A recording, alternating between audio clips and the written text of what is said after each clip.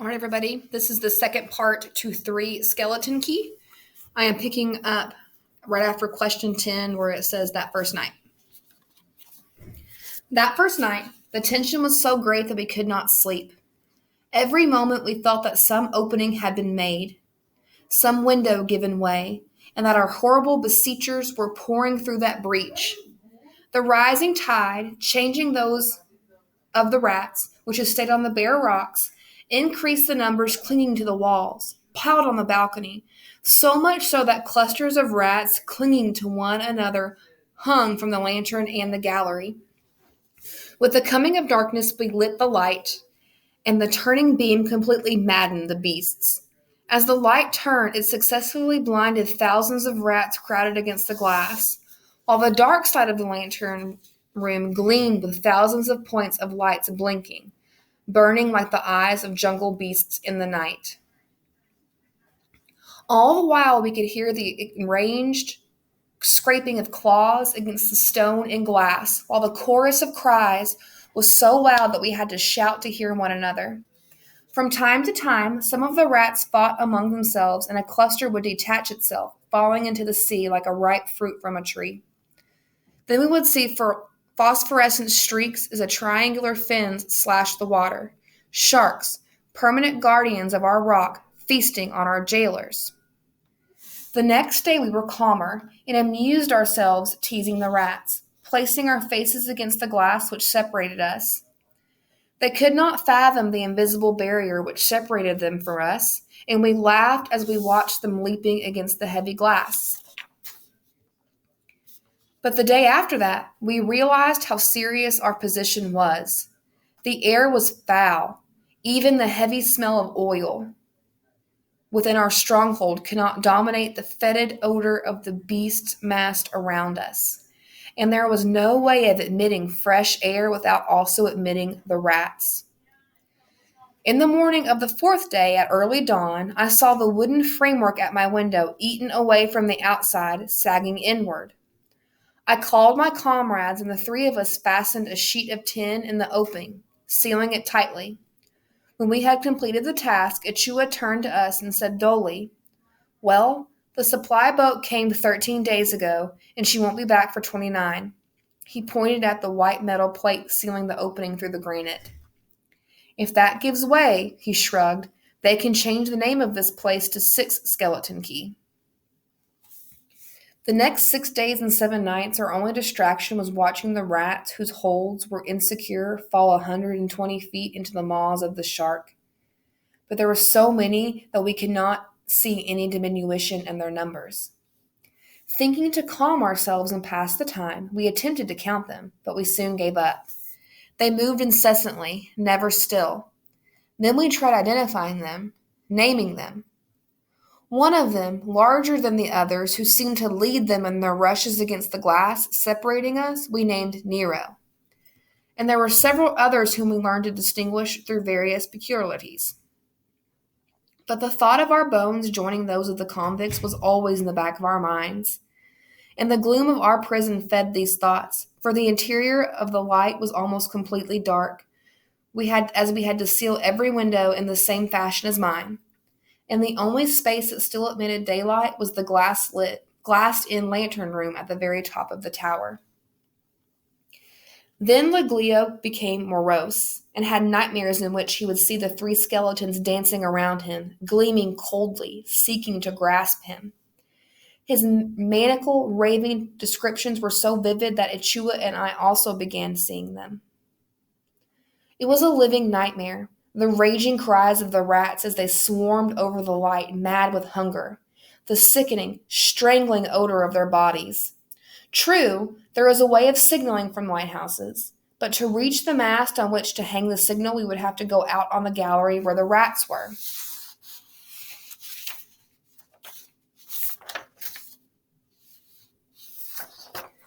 There was only one thing left to do. After debating all of the 9th day, we decided not to light the lantern that night. This is the greatest breach of our service, never committed as long as the tenders of the light are alive, for the light is something sacred, warning ships of danger in the night. Either the light gleams a quarter hour after the sun goes down, or no one is alive to light it. Well, that night, Three Skeleton Light was dark, and all the men were alive. At the risk of causing ships to crash on our reefs, we left it unlit, for we were worn out, going mad. At 2 in the morning, while Achua was dozing in his room, the sheet metal sealing his window gave way. The chief had just enough time to leap to his feet and cry for help, the rats swarming over him. But Leglio and I, who had been watching from the lantern room, got to him immediately, and the three of us battled the horde of maddened rats which flowed through the gaping window. They bit. We struck them down with our knives and retreated. We locked the door of the room on them, but before we had time to bind our wounds, the door was eaten through and gave way, and we retreated up the stairs, fighting off the rats that leaped on us from the knee-deep swarm. I do not remember to this day how we managed to escape. All I can remember is wading through them up the stairs, striking them off as they swarmed over us, and then we found ourselves, bleeding from innumerable bites, our clothes shredded, sprawled across the trapdoor and the floor of the lantern room, without food or drink. Luckily, the trapdoor was metal set into the granite with iron bolts.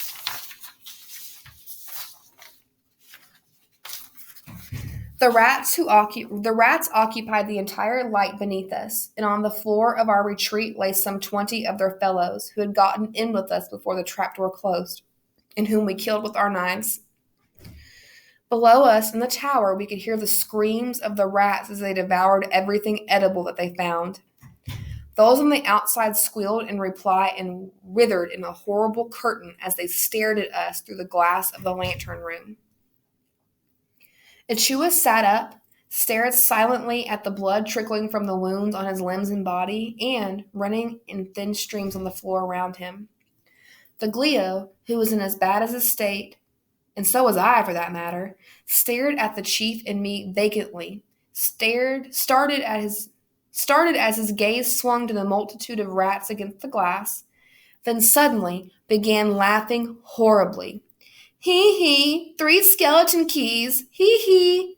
3 skeletons are now 6 skeletons, 6 skeletons.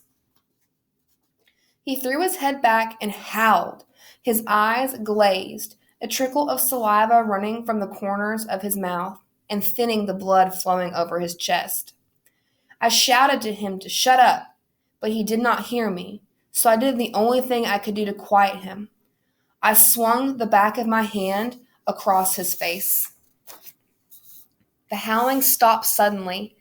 His eyes swung around the room. Then he bowed his head and began weeping softly, like a child. Our darkened light had been noticed from the mainland, and as dawn was breaking, the patrol was there to investigate the failure of our light. Looking through my binoculars, I could see the horrified expression on the faces of the officers and the crew when, the daylight strengthening, they saw the light completely covered by a seething mass of rats. They thought, as I afterward found out, that we had been eaten alive. But the rats had also seen the ship, or had scented the crew. As the ship drew nearer, a solid phalanx left the light, plunged into the water, and, swimming out, attempted to board her.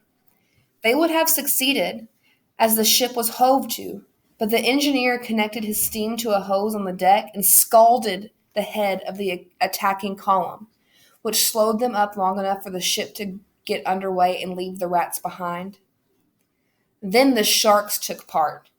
Belly up, mouths gaping, they arrived in swarms and scooped up the rats, sweeping through them like a sickle through wheat. That was the one day that sharks really served a useful purpose.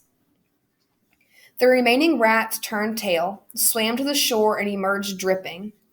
As they neared the light, their comrades greeted them with shrill cries, with what sounded like a derisive note predominating. They answered angrily and mingled with their fellows. From the several tussles that broke out, it seemed as if they resented being ridiculed for their failure to capture the ship. But all this did nothing to get us out of our jail. The small ship could not approach, but steamed around the light at a safe distance, and the tower must have seemed fantastic, some weird, many-mouthed beast hurling defiance at them. Finally, seeing the rats running in and out of the tower through the door at the windows, those on the ship decided that we had perished and were about to leave when Achua, regaining his senses, thought of using this light as a signal. He lit it, and using a plank placed and withdrawn before the beam to form the dots and dashes, he quickly sent out our story to those on the vessel. Our reply came quickly. When they understood our position, how we could not get rid of the rats, Liglio's mind going fast, Ichua and myself covered with bites, cornered in the lantern room without food or water, they had a signalman send us their reply. His arms swinging like those of a windmill, he quickly spelled out, "Don't give up. Hang on a little longer. We'll get you out of this." Then she turned and steamed at top speed for the coast, leaving us little reassured. She was back at noon, accompanied by the supply ship, 2 small Coast Guard boats, and the fire boat, a small squadron. At 12:30 the battle was on. After a short reconnaissance, the fire boat picked her way slowly through the reefs until she was close to us, then turned her powerful jet of water on the rats. The heavy stream tore the rats from their places, hurled them screaming into the water where the sharks gulped them down. But for every 10 that were dislodged, 7 swam ashore, and the stream could do nothing to the rats within the tower. Furthermore, some of them, instead of returning to the rocks, boarded the fireboat, and the men were forced to battle them hand to hand. They were true rats of Holland, fearing no man, fighting for the right to live. Nightfall came, and it was as if nothing had been done. The rats were still in possession. One of the patrol boats stayed by the island. The rest of the flotilla departed for the coast. We had to spend another night in our prison. Liglio was sitting on the floor, babbling about skeletons, and I turned to Ichua. And as I turned to Ichua, he fell unconscious from his wounds. I was in no better shape and could feel my blood flaming with fever.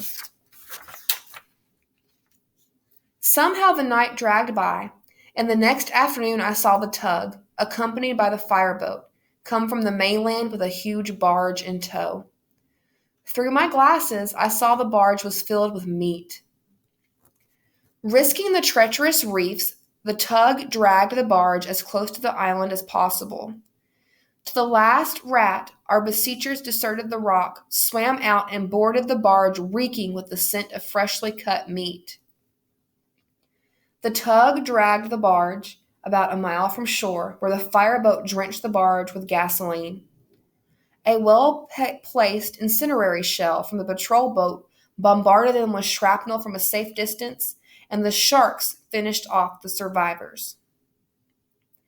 A whaleboat from the patrol boat took us off the island and left 3 men to replace us. By nightfall, we were in a hospital in Cayenne. What became of my friends? Well, Liglio's mind had cracked and he was raving mad. They sent him back to France and locked him up in an asylum, the poor devil. Achua died within a week. A rat's bite is dangerous in that hot, humid climate, and infection sets in rapidly. As for me, when they fumigated the light and repaired the damage done by the rats, I resumed my service there. Why not? No reason why such an incident should keep me from finishing out my service there, is there? Besides, I told you I liked the place. To be truthful, I had never seen a post as pleasant as that one, and when my time came to leave it forever, I tell you that I almost wept as 3 Skeleton Key disappeared below the horizon. Please make sure you finish answering all questions on Actively Learn. You also need to answer your post-reading questions in your 3 Skeleton Key presentation.